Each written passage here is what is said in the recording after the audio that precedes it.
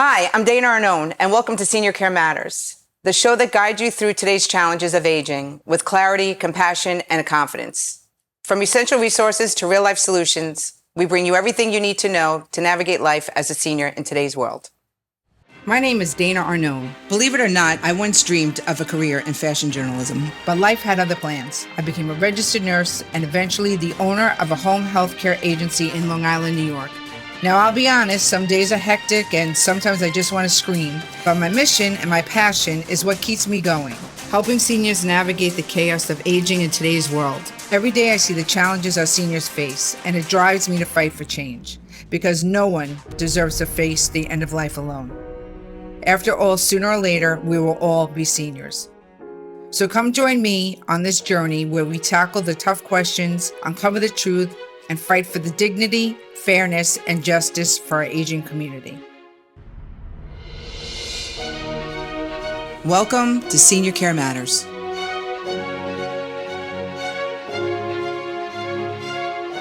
Today on Senior Care Matters, our guest is Vincent Policastro. Vinny is 28 years old, and he's the executive director and part-time owner of Aidwell Healthcare, which is a New York agency supporting Medicaid waiver participants. Vinny is a U.S. Merchant Marine Academy graduate, and he began his career working on ships worldwide before moving into healthcare leadership and entrepreneurship. He comes from a family long involved in healthcare advocacy, including the founding of the nonprofit Angela's House. Vinny, I'm so happy to have you. I'm so excited to have this conversation because I know what you do, and I know exactly what Aidwell does. But I think that just having the conversation and opening that up to other people to understand exactly service coordination, Angela's House, and all those things. So I'm so excited to have you come and have this conversation with me. Thank you, Dana. I'm happy to be here. Yes, Thank you. So Aidwell Healthcare. Tell me a little bit about exactly what Aidwell is, what your background is, and what your role is in Aidwell. Yeah, definitely. So Aidwell Healthcare, we're a Medicaid agency here on Long Island, New York, and we support people that want to live in the community, that meet a nursing home level of care, that otherwise would be institutionalized in facilities, hospitals, nursing homes. And we just help coordinate, provide social work services, service coordination services to families across New York State, just keeping people in their home with services that they need, as you know, because we work together all the time. Yeah. So just so people understand, when you say Medicaid agency, what does that mean? Yeah, so there's two parts of Medicaid, and I think there's a lot of misconceptions about Medicaid out in the world, in New York, and in the communities we live in. So Medicaid at its core is a health insurance. We work on the community Medicaid side, where we help provide services to people in the community. So what we do under Aidwell Healthcare is we have contracts with Medicaid in New York State. So we help connect people to resources. There's families across Long Island that need care or need services in home, and that's what we do. So we work with agencies like you, and yeah.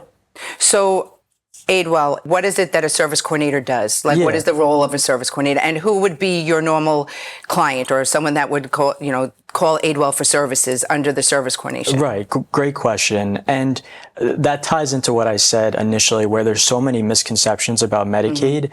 So we try to bridge the gap between what exists out there in the system and what families really aren't even knowledgeable about, because unfortunately, and the reality is that a lot of families don't know or even ever think about going the Medicaid route or what is Medicaid until they have a loved one that really needs the services. So as a service coordinator, what we do first is we try to connect people to specifically, we work within two agencies through Community Medicaid in New York State.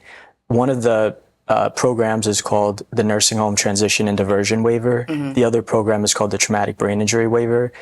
People that meet a nursing home level of care through these programs, we help get them onto the program. And then once they're on the program, we continue to help with ongoing services. Specifically, we provide social work services, but the services that we're coordinating through Medicaid is home care, medical providers, seeing them in their home, transportation, medication management, things like that. And we're just a support for them because it's so hard to navigate the system. And a lot of families are busy. And when it comes down to a loved one needing care, they're not always there, not by choice, because they can't. They have to work. They have other responsibilities. So we just try to work with them and help connect them to resources. So what's a typical patient that you have on service under the NHTD waiver? Because I think that's a term that people are hearing a lot now. You know, years ago, no one understood what the NHTD waiver was, nursing home transition waiver. But now it's like everybody wants on the program. Everybody's talking about the program.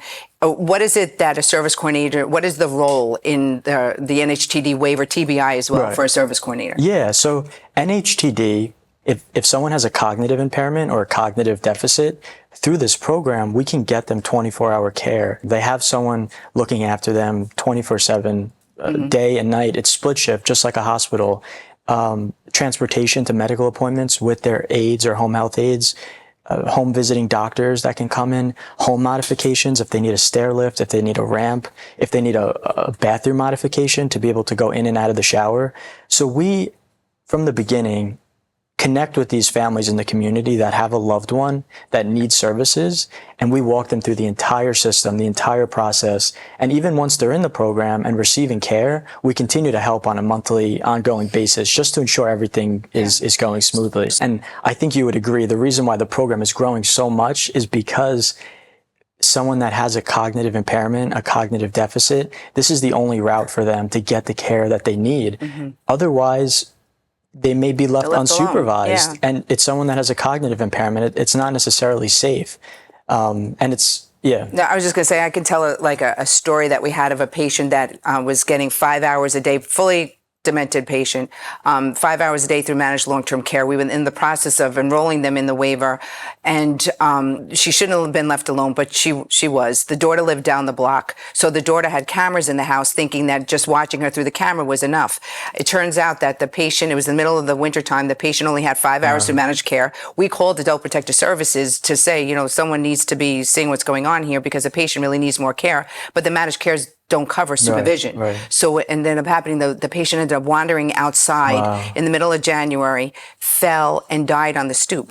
So when my aide got there in the morning, you know, to start her shift, she had found the patient passed away on the stoop in her nightgown, which is, you know, one of many stories that we have. But that's really where the problem comes in with managed cares, you know, that they're not focused on supervision of the patient, but where the NHTD program has really taken off and becoming like the core payer for a lot of the patients is because it does cover that supervision that these patients need. So if someone was to call you up and they say, hey, Vinny, I need a service coordinator, what's that conversation go like when they're calling just to fill you out? Because I know there's many service coordination agencies. I know for just my own history that when they are enrolling in the waiver and they get that huge packet, there's one of 100 names of service coordinators on there. So I guess if people start from top to bottom, you're Aidwell. That was smart. You're at the top of the alphabet. But what is it that you talk to patients about, you know, the enrollment process, how long it takes? I know it's changed over the year, but what does that conversation, you know, that look like for people? Yeah. So I think at first what we try to do is just absorb as much information from the family as we can. We like to get a full understanding of what is the current situation, what is the individual's abilities physically, cognitively, what have they gone through, what are their needs. There's so many other services in NHTD that we really try to do like a full intake and evaluation just verbally over the phone. So that first conversation is really absorbing and listening to what they have to say, and then guiding them and providing them like expertise in the program of what we can provide or what we can do. And I think why we appreciate each other too is that we're honest to families. It's not a perfect system and it's not a perfect program. And there are so many families enrolling into the program right now that it could take 4, 5, 6 months from the time you start to the time you actually begin in the program, start the process to when you begin in the program. So it's very stressful. It's stressful, and it's usually at a point where it's beyond needing the services. These families needed this support yesterday, and they're finding out about the program. So that initial phone call, we're just gauging, listening to the family, telling them this is what we can do. This is what the next steps are. We have to complete an application packet with them. That gets a little bit more involved. We have to identify which home care agency they'll be working with. Because that's important too. Not every agency is licensed to provide the waiver services. So I guess that's a conversation you have with them as well. So tell me a little bit about Angela's house. Yeah, absolutely. So my parents had a daughter, Angela, that suffered severe brain damage during birth. She was very medically frail. She required a high level of nursing. And in the 90s, there were no supports or options for families here on Long Island to be able to support someone at home or even in a facility locally. So Angela ended up living in Connecticut, over 2 hours away. And so my parents had to drive that distance just to see their daughter because there were no supports. She passed away, unfortunately, right after her first birthday, but it really sparked my dad to start Angela's House and to be able to provide supports for children, both in their home and in residential settings. So right now, Angela's House, there's 3 homes on Long Island that provide 24/7 nursing to children. Amazing. Yeah. And they also provide home care services similar to what we do, but for children. And they have been, the homes were the first of their kind on Long Island. And they've really been pioneered through New York State, through home care, through services. And a lot of those programs that were initially started ended up fueling future programs, even like NHTD, just to show that people do deserve to live in the community. They do deserve to live locally. So today there's hundreds of families in the Angela's House network, all children that are very medically frail. There's really amazing parties for them, and it brings the families together. It's really great, fundraisers, a Christmas party, and they have a great service called Everyday Wishes, where there's, as you know too, huge voids in what insurance will provide, especially for a disabled child, like a wheelchair if they're growing or a stroller. So the Everyday Wishes program is really to try to be able to provide these equipment or whatever it may be, trips for these children that otherwise wouldn't be covered under Medicaid or insurance. You're such a lucky guy. No, I think about it because they like to have parents that are that philanthropic and that dedicated to, to a cause. Yeah. It's very easy just to say, okay, my daughter passed away, but then actually take that tragedy and make it into something that's so wonderful. I know that whenever I would drive down, was it Patchogue? Yeah. Okay. And I would see Angela's house. I always wondered when I went inside, there's items that you can purchase, and what happens? Is there a donation? Yeah, everything purchased, all the money goes to all those furniture items are donated, and all the proceeds go to Angela's House to support programs like Everyday Wishes. Can people donate there, like bring their stuff there? Oh, absolutely, yeah. And is that something that you guys advertise a lot? Yeah, we advertise. So if someone wants to donate, how would they donate? So there's a few different ways, because through the store, we also have a free medical closet. So we have different avenues to, if you want to donate medical equipment, it's just as big and growing as the furniture. So we have like equipment at angelashouse.com or free pickup at angelashouse.com, both options to donate. It's time for a short break. We'll be right back with Senior Care Matters after this. Body by Peter offers a premier at-home concierge service specializing in empathetic lymphatic massage and blood circulation enhancement. We provide a range of therapies, including red light therapy, wood therapy, body sculpting, and lymphatic detoxification. Our professional and compassionate approach ensures a rejuvenating experience in the comfort of clients' homes. Servicing Manhattan, Queens, and Long Island, New York. Call today, 516-509-3825. Every day, home health aides travel miles across our city to care for seniors who depend on them. But too often, long commutes and poor transportation keep them from reaching those who need them most. At All Things Home Care, we're changing that. By providing subsidized rides, we take the burden off caregivers so they can focus on care, not the commute. Because when caregivers are treated with dignity and respect, our seniors stay safe, cared for, and never alone. Join us in supporting the people who care for our loved ones. Learn more at allthingshomecare.org. We all say, today is the day that we tackle the organization of our homes.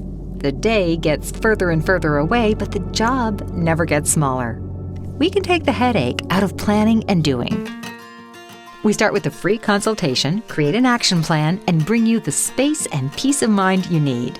We help with home decluttering and organization. Restore your home to a place of comfort. Call today, 516-322-2613.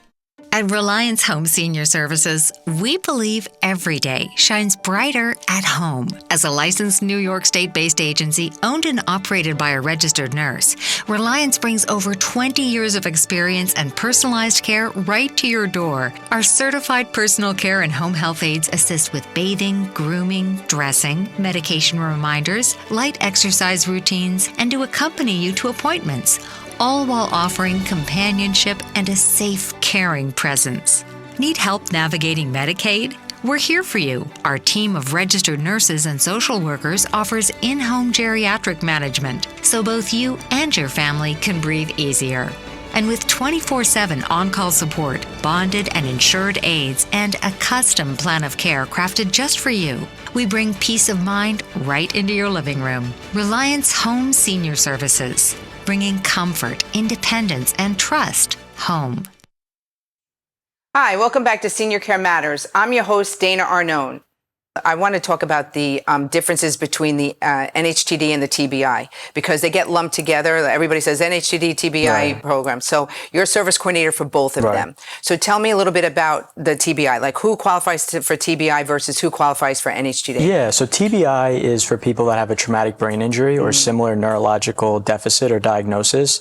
And to qualify, you have to be between the ages of 18 and 64. I heard that's going up, though. Is that true? They're thinking about increasing it. Someone was telling me the other day, like, oh, no, it's going up. I'm like, how do they just change? Okay, so that hasn't happened yet. That hasn't happened yet. Right. So you have to be between the ages of 18 or 64 to qualify. Once you're in the program, you could age as, makes sense. NHTD, you could be between the ages of 18 or 64 with the primary diagnosis being a physical diagnosis or over the age of 64, meeting a nursing home level of care. And NHTD and TBI, like we said before, a huge benefit of the program is that supervision. So a lot of times people come on that do have a cognitive impairment, but not necessarily. Like NHTD, they can have a physical disability if they're between the ages of 18. Comorbidity. So when you talk about the TBI, though, because I know that that's not a program that people are overly familiar with. So the TBI, the qualifiers are other than age, and you say traumatic brain. So does that mean someone who's had a car accident? You know, could it be someone that had a stroke? Can it be someone that had Parkinson's? Can it be somebody that, had a cerebral hemorrhage? Like those will qualify you to get into the TBI? Yeah, exactly. So they like to see. And they have they have a list of diagnoses, I believe, at Silo, the RRDC, who oversees us on Long Island. And they do like to see, in the intake, they look very closely at the individual's diagnoses and their needs. And traumatic brain injury, it's such a spectrum of who. Sometimes the thing about traumatic brain injury is on the outside, not like it's any different than other disabilities. Sometimes it's not visible. And that's what really makes traumatic brain injury very challenging to see because it presents so differently. So the TBI waiver, what we abbreviate it and call it, is there's so many services that are tailored directly to individuals that have a traumatic brain injury, stroke, like you said. And we help with even additional supports like behavioral counseling, community integration counseling, and a lot of the similar supports in NHTD, like home modifications, assistive technology, home care if they need 24/7, transportation to all their medical appointments. They have daycare too. Day programs, which are really great. There's 4 of them on Long Island.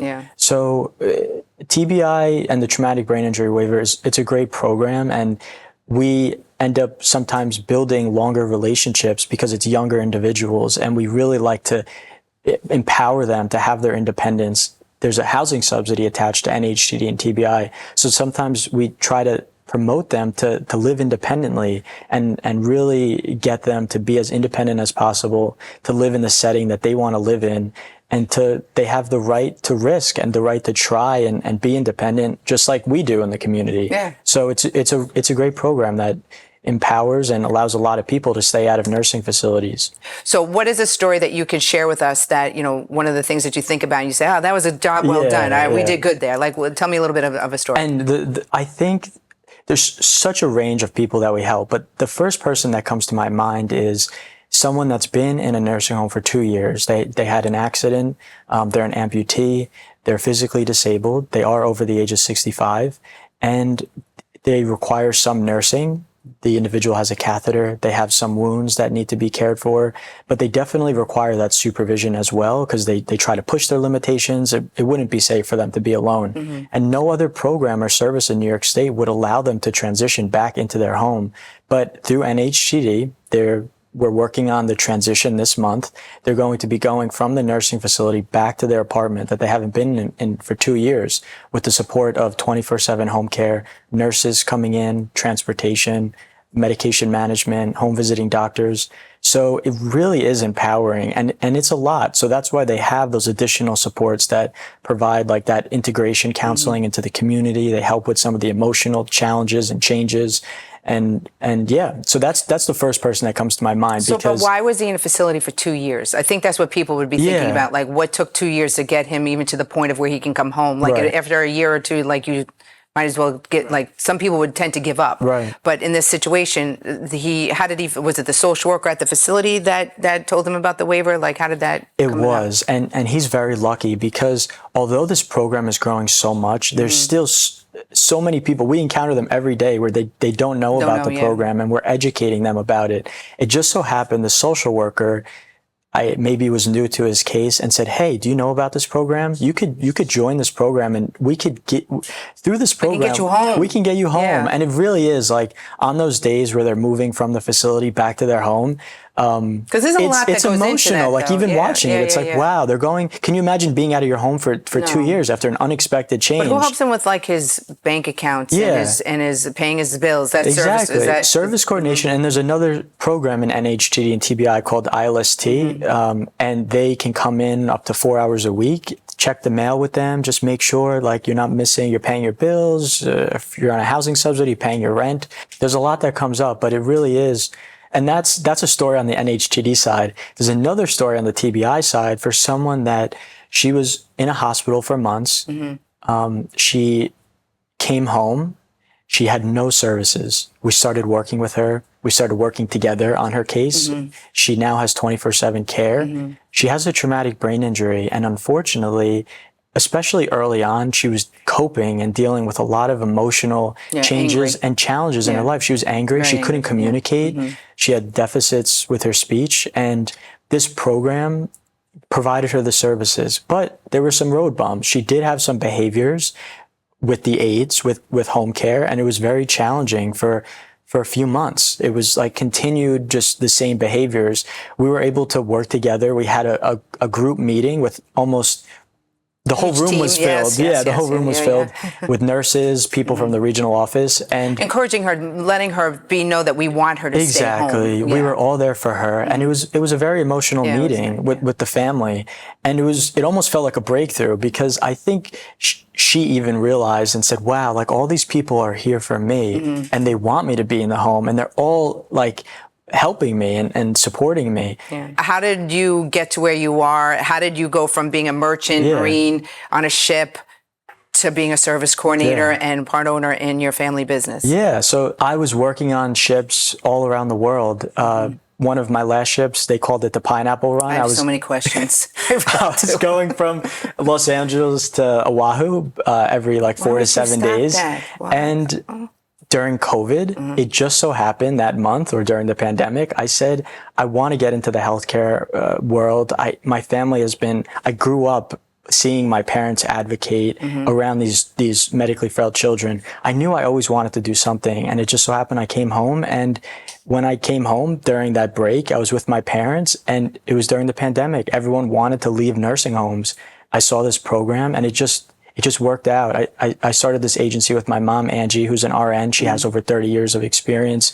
She's amazing with family. She's been doing this her whole life through Angela's house. So it really was like a great transition. It wasn't something that felt foreign to me because in a way I was always listening to my parents, talking with families too in a different way. So it never felt like I was stepping out of the box, but it was a huge life transition. I mean, navigating to being in front of a computer, talking to families on the phone every day. So where do you see Aidwell going in the future? Like, are there other things you guys are looking at? Are you trying to expand? Yeah, I think that at its core, we just provide service coordination and social work services. That's what my family's been doing for over 30 years. That's what we're specialists in, and expertise, even though you can never be experts in something that's always changing and evolving.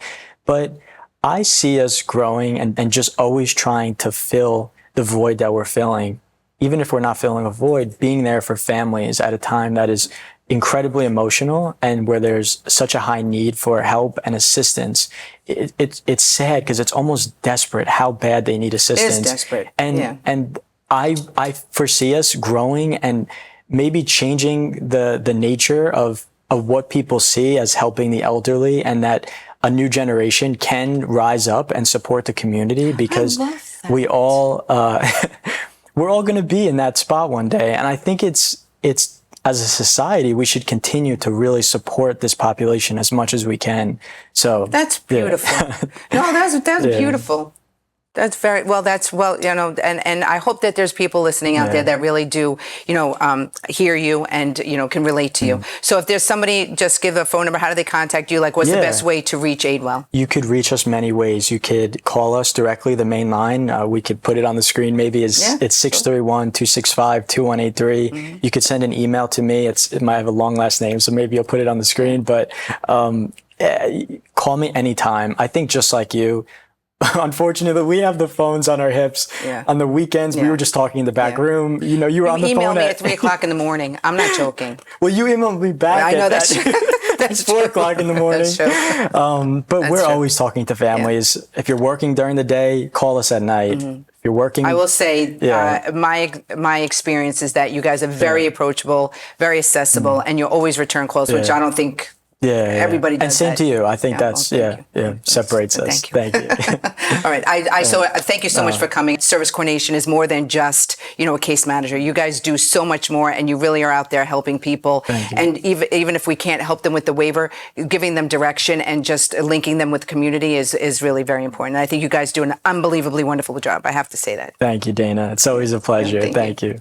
Thanks for watching Senior Care Matters. I'm Dana Arnone, and we'll see you next time.